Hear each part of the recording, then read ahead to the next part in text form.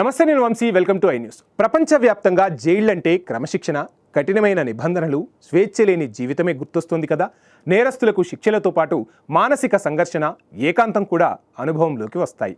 అయితే ఇప్పుడు ఇటలీలో జైళ్ల గురించి విన్న వార్త ప్రపంచవ్యాప్తంగా చర్చనీయాంశంగా మారిపోయింది. ఖైదీల హక్కుల పరిరక్షణలో ఇదొక విప్లవాత్మక అడుగుగా చెబుతున్నారు. ఇటలీ జైళ్లలో ఖైదీల కోసం ప్రత్యేకంగా సెక్స్ రూమ్ ఏర్పాటు చేశారు. అవును, మీరు వింటున్నది నిజం. అసలు ఎందుకు ఈ నిర్ణయం, దీని వెనక ఉన్న న్యాయపరమైన అంశాలేంటో ఇప్పుడు తెలుసుకుందాం.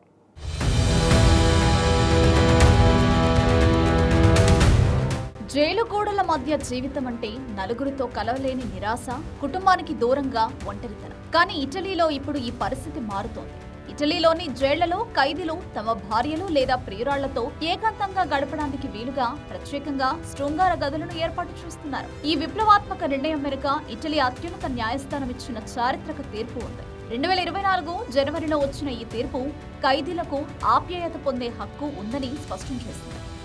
సాధారణ ములాఖతుల సమయంలో నిఘా ఉంటుందని, అయితే లైంగిక కలయికను నిరాకరించడం మానవ హక్కులను ఉల్లంఘించడమే అవుతుందని కోర్టు అభిప్రాయపడింది.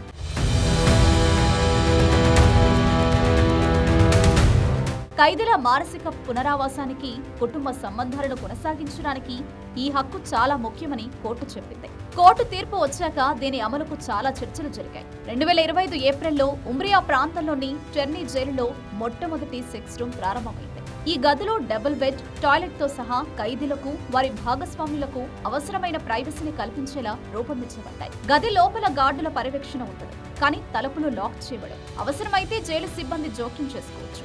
భద్రతా సిబ్బంది బయట నుంచి మాత్రమే పర్యవేక్షిస్తారు. ఈ సెక్స్ రూమ్స్ లో ఖైదీలు నెలకొకసారి గరిష్టంగా 2 గంటల పాటు తమ భాగస్వాములతో ఏకాంతంగా గడపవచ్చు.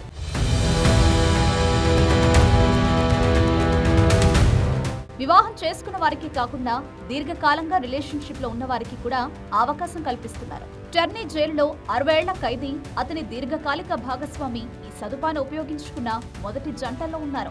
అంతర్జాతీయంగా చూస్తే బెల్జియం, ఫ్రాన్స్, జర్మనీ, స్విట్జర్లాండ్ వంటి అనేక యూరోపియన్ దేశాల్లో ఇప్పటికీ ఖైదీలకు ఇలాంటి లైంగిక కలయికలకు అనుమతి ఉంది. ఇటలీ జైళ్లలో విపరీతమైన రద్దీ, అలాగే ఇటలీ ఖైదీల ఆత్మహత్యలు పెరిగిన నేపథ్యంలో ఈ నిర్ణయం ఖైదీల మానసిక ఆరోగ్యానికి, సామాజిక పునరావాసానికి తోడ్పడుతుందని అధికారులు ఆశిస్తున్నారు.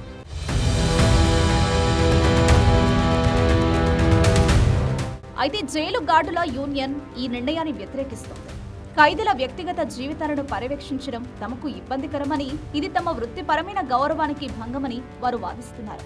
ఏదేమైనా మానవ హక్కులకు ప్రాధాన్యతనిస్తూ ఖైదీలకు ఆప్యాయత పొందే హక్కు కల్పించడం అనేది ప్రపంచవ్యాప్తంగా చర్చకు, ఆలోచనకు దారితీసే ఒక విప్లవాత్మక అడుగు. ఖైదీల హక్కుల పరిరక్షణలో ఇటలీ తీసుకున్న ఈ నిర్ణయం ఎన్నో ప్రశ్నలను, చర్చలను రేకెత్తిస్తోంది.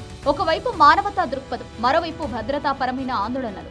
ఏదేమైనా జైలు జీవితం అంటే కేవలం శిక్ష మాత్రమే కాకుండా సామాజిక పునరావాసం కూడా ముఖ్యమని ఈ నిర్ణయం స్పష్టం చేస్తుంది.